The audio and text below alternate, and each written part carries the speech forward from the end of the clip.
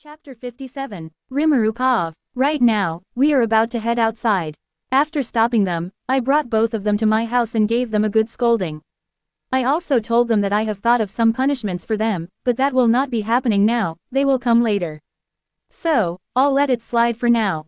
Currently, we are heading outside to show Milam the city since it is her first time visiting after the city was built.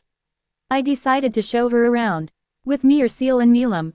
Veldora is in his room, probably hiding his manga, thinking that, as punishment, I will take them away later. And Shizu, well, she is sleeping because she is exhausted. I am going to introduce Milam to everyone in the city, just like I did with Veldora. For that, I have already ordered Rigurd to gather everyone in the city square. It will take some time to gather everyone, so in the meantime, I decided to give Milam a tour around the city. As we started to wander around the city, Milam's eyes sparkled with excitement. She marveled at the bustling marketplace, the beautifully crafted buildings, and the diverse inhabitants. Children playing in the streets waved at us, their laughter filling the air. Milam waved back enthusiastically, her joy was practically overflowing. We passed by various shops and stalls, each showcasing unique goods and crafts. Milam stopped frequently, asking questions and admiring the wares. She was like a kid at a festival, excitedly exploring and getting new toys. The merchants were more than happy to explain their products and share stories about the city's development. Milam was particularly delighted by the food stalls. We stopped at plenty of them, eagerly trying every single dish. She devoured everything with gusto and declared that she liked each one very much. The variety and flavors seemed to fascinate her, and she was always eager for the next bite. What she liked most, however, were the sweets. Whenever we passed by a dessert stall, her eyes would light up with excitement. She tasted candies, cakes, and pastries with pure delight, savoring each sugary treat with a wide smile on her face. It was clear that the sweetness of the desserts brought her immense joy, and she couldn't get enough of them. Her face lit up with pure ecstasy as she indulged in her favorite sweets. Eventually, we reached the Central Park, a lush green space filled with vibrant flowers and towering trees. Milam ran ahead, her excitement evident. She twirled around, taking in the sights and sounds of the lively park. After spending some time in the park, we continued our tour, visiting important landmarks and meeting more of the city's residents. Milam's enthusiasm never lessened, and it was clear she was thoroughly enjoying her first visit. Finally, after a very delightful tour for Milam, we made our way to the city square, where a large crowd had already gathered. The atmosphere was electric, filled with anticipation and curiosity. As we entered the town square, everyone bowed, showing respect to me. Returning the greetings, I acknowledged the crowd before guiding Milam to the stage. After gazing over the assembled citizens, I took a deep breath, ready to introduce Milam to everyone and officially welcome her to our nation. The crowd's murmurs quieted as I stepped forward to address them. With a steady voice, I began to speak. "Greetings, citizens of Tempest," I began, my voice projecting across the square, ensuring that everyone could hear it. Third person Pav. "Greetings, citizens of Tempest," Rimuru began, his voice projecting across the square. "Today, we gather here to welcome a dear friend of mine. No, dear is not the right word.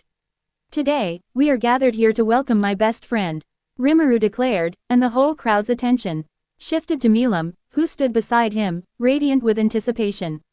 "Allow me to introduce one of the most renowned and feared demon lords, known far and wide throughout the whole world as the Destroyer, Milam Nava." Rimuru's declaration echoed across the square, his voice filled with pride.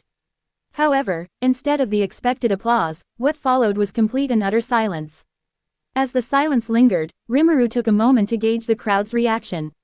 The air crackled with anticipation, and all eyes remained fixed on Milam, who stood tall yet with a displeased expression beside him. Seeing the crowd's reaction, Rimuru didn't understand what had happened. But when his gaze shifted to Milam, he saw her displeased face, which shocked him because just a few moments ago, Milam was practically overflowing with happiness. What could have caused this sudden change in her behavior? The answer was simple: it all happened because of Rimuru's mistake.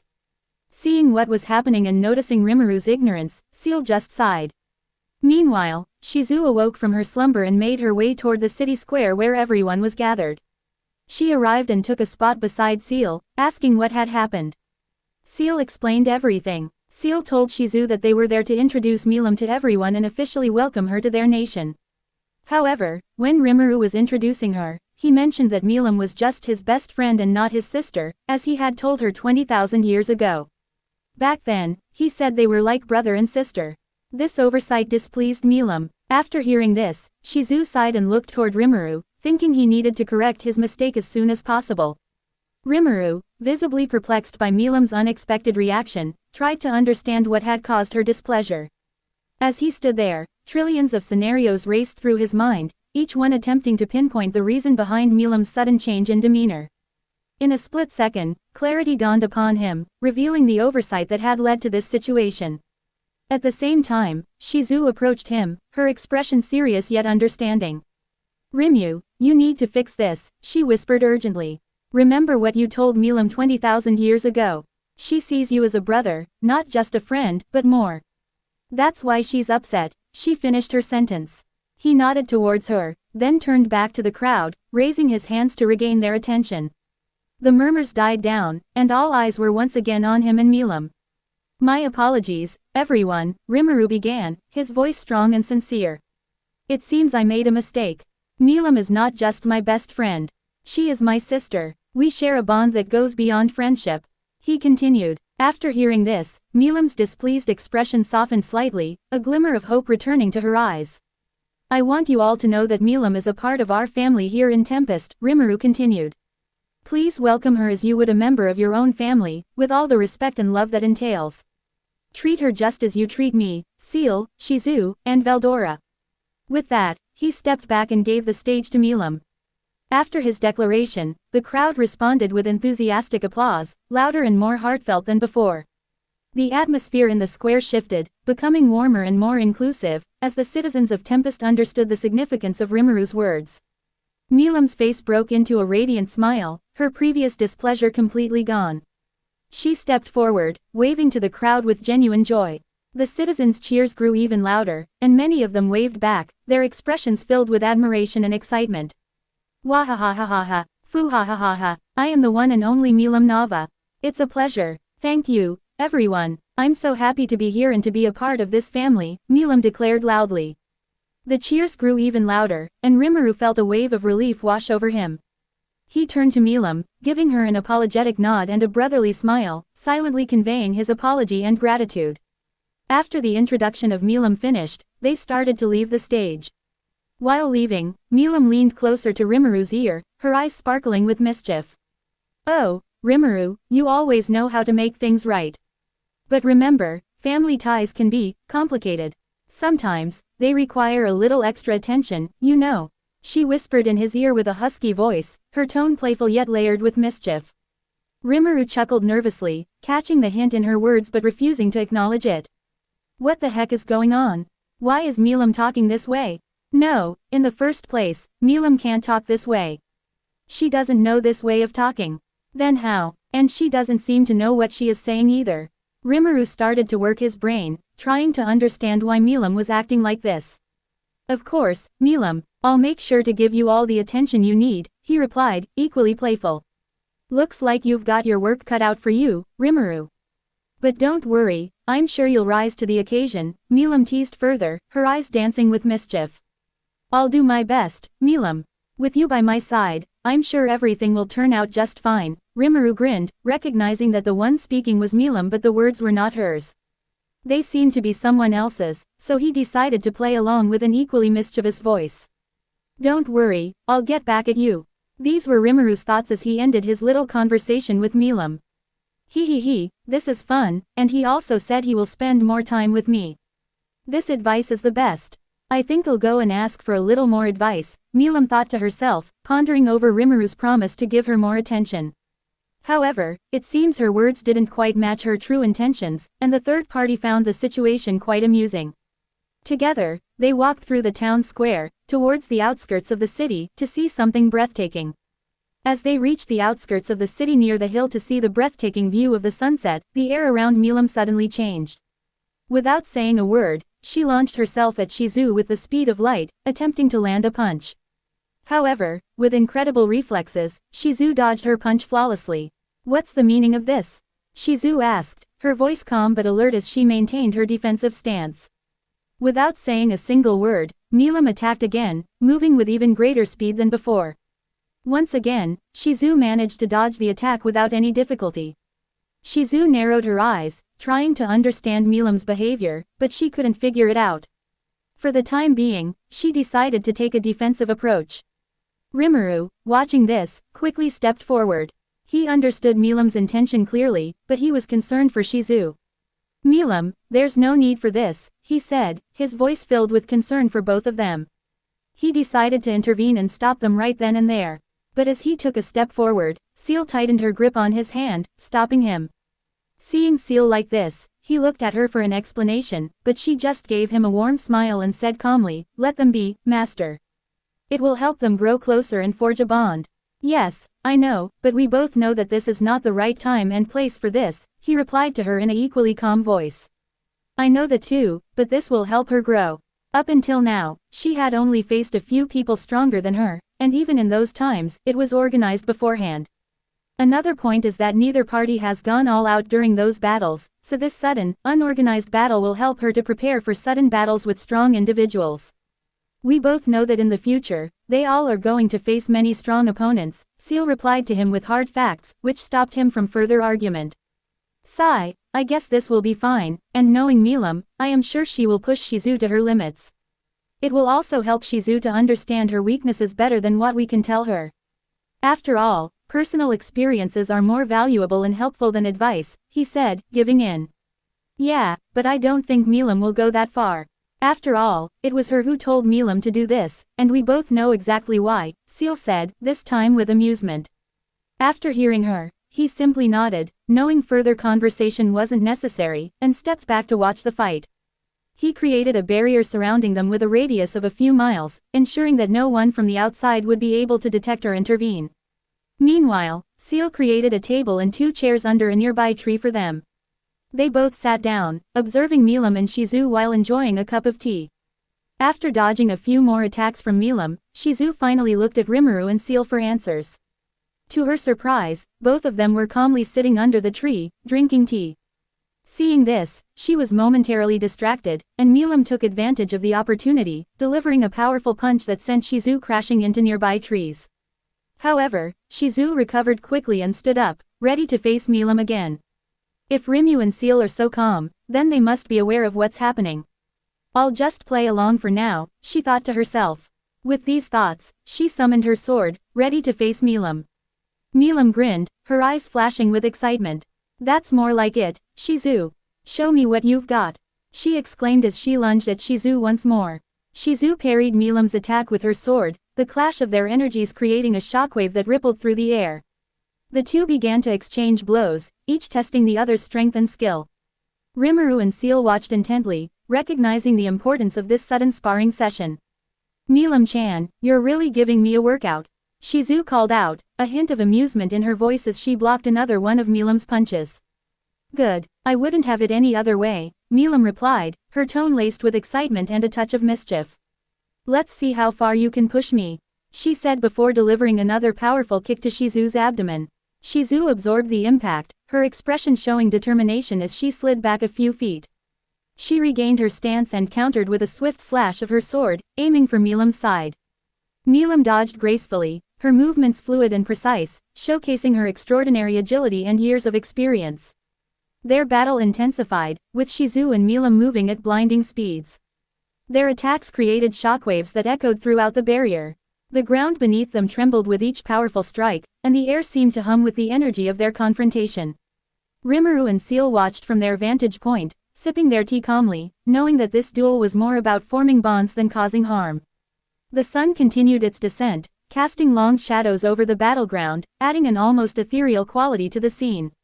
Shizu, her sword blazing with crimson fire, unleashed a torrent of flame toward Milam. Milam countered by summoning a barrier of pure energy, dispersing the flames in an explosive burst that lit up the night sky. Not letting up, Milam retaliated with a series of rapid energy blasts, each one leaving craters in the ground as Shizu deftly dodged and deflected them with her sword.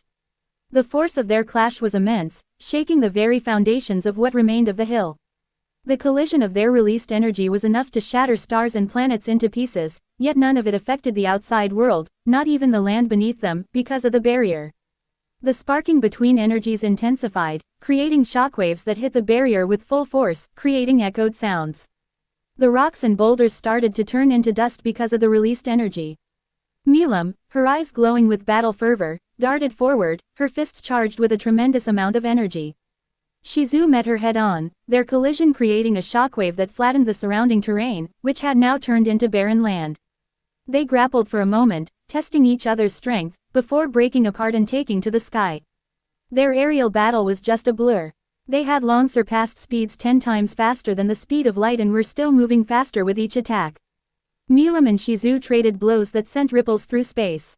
Each impact was like thunder, reverberating across the now formed barren land and sending lumps of boulders across as if they were mere pebbles.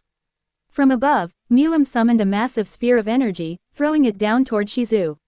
Shizu, her sword now covered in bloody red flames, sliced through the sphere like butter, causing it to explode in a dazzling display of light and sound. The explosion was so powerful that it carved out a new crater in the land, sending debris flying in all directions. Despite the intensity of the battle, both combatants remained focused and determined, unconcerned by their surroundings. Milim, her body surrounded by an aura of destructive power, unleashed a flurry of punches and kicks that seemed to distort the very fabric of space around her. Shizu, her movements a blend of grace and precision, parried and countered with equal ferocity, her sword leaving trails of energy in its wake. The ground shook as Milim delivered a powerful stomp, sending a shockwave through the earth that caused the ground to crack and split. Shizu responded by summoning a torrent of flames, which rained down on Milim with deadly accuracy. In response, Milim flared her haki, which protected her from Shizu's flames. After the attack died down, she charged at Shizu with renewed vigor. As their battle raged on, the landscape bore the marks of their incredible power. What was once a serene hilltop was now a battlefield, scarred by their relentless combat. Rimuru and Seal, still watching from their vantage point, exchanged glances, their expressions a mix of amusement. After what felt like an eternity, the two combatants finally began to slow, their breaths heavy but their spirits unbroken. Milim, hovering in the air, grinned down at Shizu with genuine respect. It had been 4 days since the battle between Shizu and Milim started. They fought relentlessly for 4 days, their battle raging on without pause or respite. From sunrise to sunset, and then through the nights, Milim and Shizu clashed with unyielding determination. Their powers clashed with such force that the very fabric of reality seemed to warp and tremble around them. Each blow they exchanged echoed across the landscape, shaking the earth and stirring the winds. As the hours stretched into days, their fight continued. There was no sign of fatigue on either side. Quite the opposite, they were fighting as if the battle had just begun, and they could still continue, their monstrous stamina still ongoing. Finally, as the sun began to set on the 4th day, Milim stopped and took a few steps back, facing Shizu. Their clothes had some dirt on them, and they had some light bruises here and there, but other than that, there were no significant damages on either side. After stopping, Milim looked at Shizu. However, unlike previous times, there was respect in her eyes for Shizu. "You're really something, Shizu," just as Aunt Velzard said. "It's been a long time since I had a warm-up this good, like 300 years, Milim remarked, her voice filled with a mix of admiration and amusement.